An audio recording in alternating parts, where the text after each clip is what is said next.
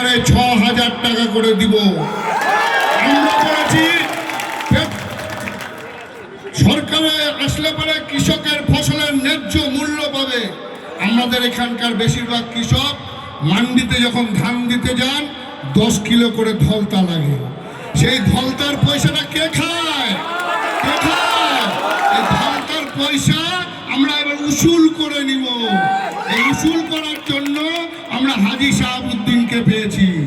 আর একটা কথা শুনে রাখেন, যে গৌতম পাল এখানে অনেক উন্নয়নের জোয়ারের কথা বলে, কিন্তু আমরা যখন প্রচারে যাচ্ছি বলেছিল সিপিএম তো শূন্য।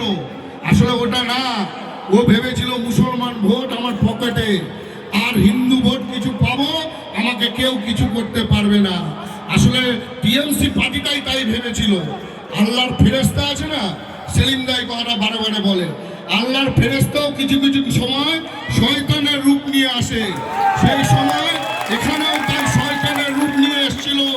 এখন আমরা ধরে ফেলেছি সেই শয়তানকে, আমরা এখান থেকে তাকে বিদায় পাঠাবো। আমরা হাজী শাহাবুদ্দিনকে দেখেছি, আমরা হাজী সাজ্জাদকে দেখেছি, আমরা সুরেশ সিংকে দেখেছি এমএলএ হিসাবে, আমরা গোকুল রায়কে দেখেছি এমএলএ হিসাবে, আমরা মনোরম সিনহাকে দেখেছি এমএলএ হিসাবে। আর এবারকার বিধায়ক, তার দুটা দারুর দোকান, সে দারুদ বিক্রি করে আবার রোজা ইফতারি করা। এই হচ্ছে দারুদ দোকানদারকে এখান থেকে ভাগাতে হবে। করণদিঘি বাইপাসে দারুদ দোকান, সেখানটায় 7 জন লোক বাচ্চা বাচ্চা ছেলেরা দারু পান করে যখন বেরোচ্ছে মোটরসাইকেলে, গাড়ি তাকে চিপে দিয়ে চলে যাচ্ছে। একজনের বাবা মারা যায়, সে হচ্ছে মুখ ঢেকে, একদম মুসলিম সমাজের মা, সে মুখ থেকে বলছে এর জবাব আমার নিতেই হবে, গৌতম পালকে হারাতে হবে। তাই বলছি, মা-বোনরাও নিশ্চিন্তে থাকেন, লক্ষ্মীর ভান্ডার কেউ বন্ধ করতে পারে না। আর একটা কথা বলি, মমতা ব্যানার্জি একটা কথা বলেছিল, ওয়াকফ বিল পশ্চিমবঙ্গে আমি হতে দিব না, পশ্চিমবঙ্গে ওয়াকফ বিল হতে দিব না। যখন ওয়াকফ নিয়ে আন্দোলন শুরু হলো, তখন বললো এখানে আন্দোলন করলে আমার থেকে খারাপ কেউ হবে না, এখানে আন্দোলন করলে আপনারা দিল্লিতে গিয়ে আন্দোলন করেন। তাই আমি আপনাদের কাছে বলি, তৃণমূলের প্রার্থী যখন আপনাদের কাছে ভোট চেতে আসবে, আপনি বলবেন দিল্লি থেকে ভোট চান, দিল্লি থেকে ভোট চান। আর একটা কথা বলি, মুসলিম ভাইরা বুদ্ধদেব ভট্টাচার্য ওবিসি এ করে গেছিল মুসলিম ভাইদেরকে। এই ওবিসি এই টিমে কে আছে? ইটাহারের বিধায়ক, এই এখানকার রাব্বানি সাহেব, আর হচ্ছে কিছুদিনের জন্য আমাদের এখানে ডিএম এসেছিল আফজাল। এই টিম বললো মুসলমানরা বড় লোক হয়ে গেছে, ওদেরকে আর ওবিসি এতে রাখতে হবে না, ওবিসি বিতে নিয়ে যাও।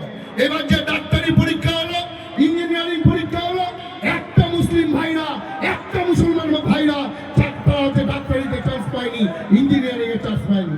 এই হচ্ছে মমতা ব্যানার্জি, আমাদেরকে তার জবাব নিতে হবে।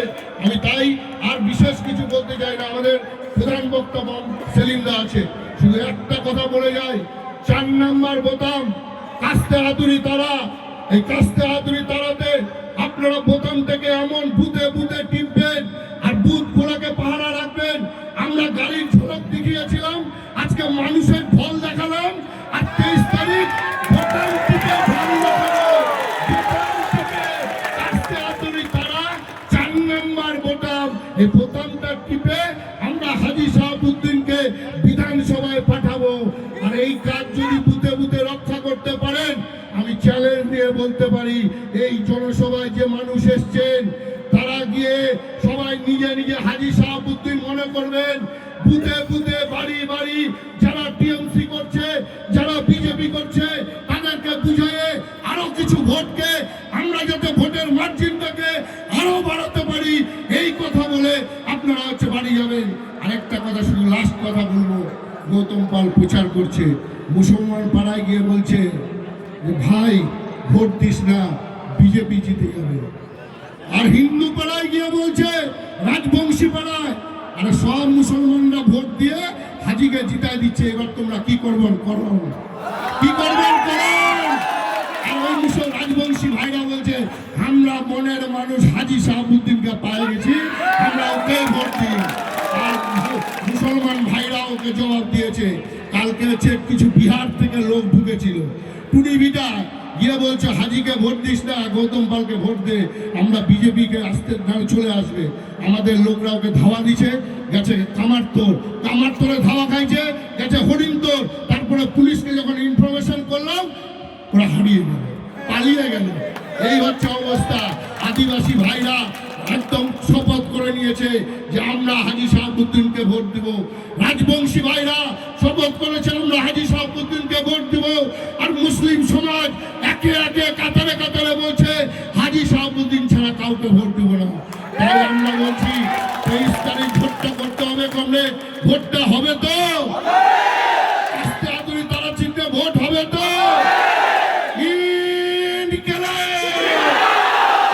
আরেকটু জোরে বলতে হবে গৌতম পাল আর ওই বিজেপি ক্যান্ডিডেট ভয় পায়। আরেকটু জোরে।